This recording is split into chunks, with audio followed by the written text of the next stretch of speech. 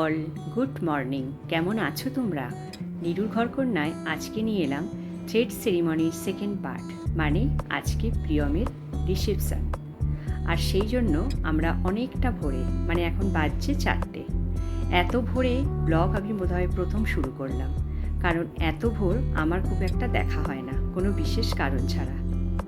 কারণ আমি অনেকটা রাত্রেই তো শুতে যাই, সেই জন্য এতটা ভোরে আমি কোনোদিন উঠতে পারি। 4টেয় পৌঁছে গেছি গঙ্গায়, মানে বুঝতে পারছো আমরা 3:30-র মধ্যেই সকলে উঠে পড়েছি। তো এখনও সূর্যদেবের দেখা পাওয়া যায়নি।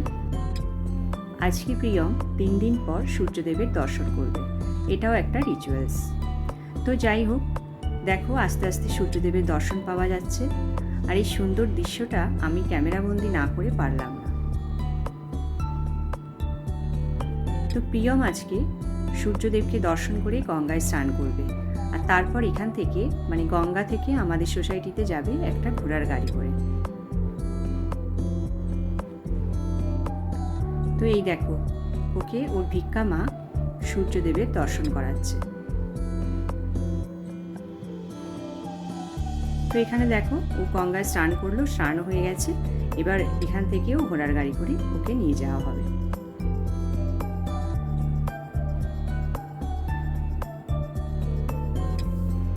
আর চারপাশের সৌন্দর্যটা দেখো, সূর্যদেব দেখা দিয়ে সেই সৌন্দর্যটা যেন দুগুণ বাড়িয়ে দিয়েছে। তো দেখো ও এখন সূর্য প্রণাম করছে।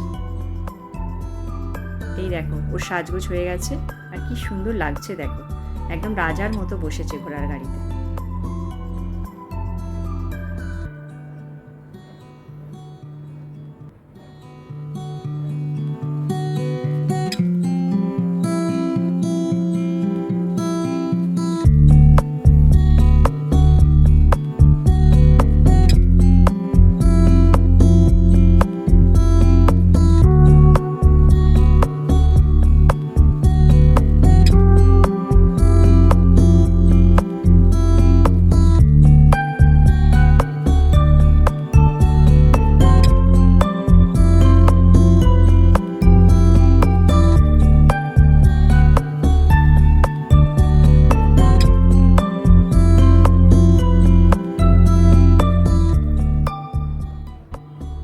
তো দেখো প্রিয়মের নাচ দেখো, 3 দিন ও বাড়ির বাইরে বেরাতে পারেনি, আর কারোর সঙ্গে সেরকম মিটও করেনি।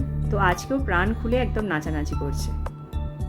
তো এখনও আমাদের এই সোসাইটির যে মন্দির আছে, ওই মন্দিরে প্রণাম সারছে।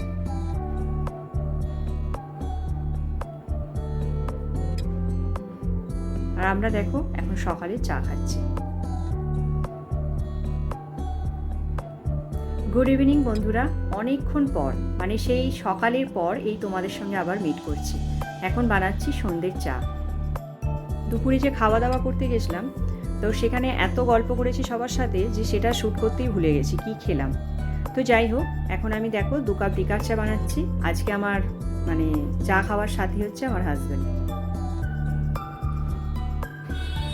তো বন্ধুরা, সন্ধ্যে চা তো দেখলে চা খাওয়া হয়ে গেছে, এখন রেডি হব রিসেপশন পার্টিতে যাওয়ার জন্য। আর প্রচণ্ড গরম, কতটা কি রেডি হব জানি না, তবে রেডি হতে হতে বা রেডি হয়ে তোমাদের সঙ্গে আবার কথা বলছি। চলো। তো দেখো বন্ধুরা, আমি আজকে রেডি হয়ে গেছি রিসেপশনের জন্য।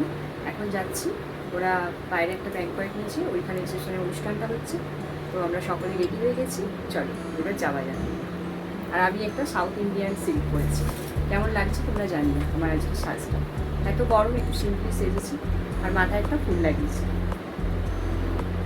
একদম নিজের মতো করে করেছি, জানি না কেমন হয়েছে।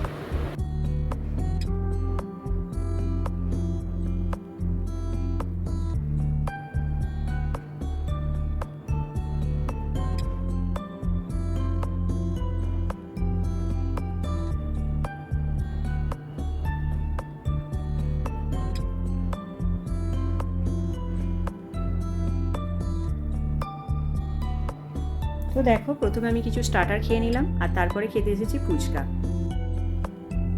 আর এখানে দেখো একটা মকটেলের কাউন্টার আছে, এখান থেকে আমি একটা মকটেল নিয়ে নিলাম। আর এত গরম লাগছে, মনে হচ্ছে শুধু জল আর কি কোল্ড ড্রিঙ্কসগুলোই খাই। জানি এটা হেলথের জন্য একটুও ভালো না, কিন্তু এত গরম লাগছিল তখন এগুলোই ভালো লাগছিল খেতে। মকটেলটা খাওয়ার পর আমি আবার এইদিকে এক গ্লাস কোল্ড ড্রিঙ্কস নিয়ে নিলাম।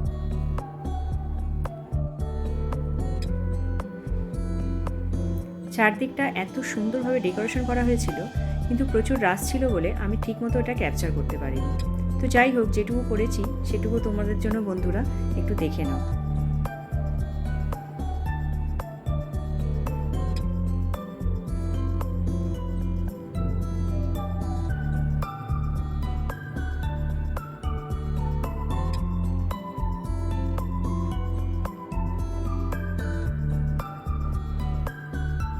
তো এখন আমরা চলে এসেছি মেন কোর্স খেতে।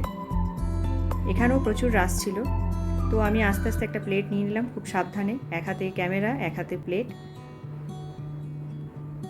প্রথমে তোমাদেরকে খাবারগুলো দেখিয়ে দিই। এখানে আছে নান, মানে যেটা বেবি নান, আলুর দম, এটা ছিল ডাল মাখানি, ফিশ ফ্রাই, এটা একটা মাছের আইটেম ছিল, রুই মাছের, আর এটা হচ্ছে বাসন্তী পোলাও, আর এখানে আছে চিংড়ি মাছের মালাইকারি, আর এটা হচ্ছে মাটন কষা। আর এদিকে জিলিপি ছিল, রায়তা ছিল, রসগোল্লা, সন্দেশ, পাঁপড়, চাটনি। আর এটা হচ্ছে পুরোটাই ভেজ কাউন্টার। এখানে ছিল পনির, বাসন্তী পোলাও, এটাও একটা ডাল মাখানি ছিল, আর এটা হচ্ছে রাধাবল্লভী আলুর দম। তো আমি দেখো একটা প্লেট নিয়ে নিয়েছি। প্রথমে আমার বেবি নানটার থেকেই রাধাবল্লভীটাই খেতে ইচ্ছা করলো, এটা নিলাম আর আলুর দম নিলাম। তো বন্ধুরা, আজকের এই ব্লগটা তোমাদের কেমন লাগলো অবশ্যই আমাকে জানিও, আর একটা লাইক করে নিও, আর চ্যানেলটা সাবস্ক্রাইব করতে একদম ভুলো না।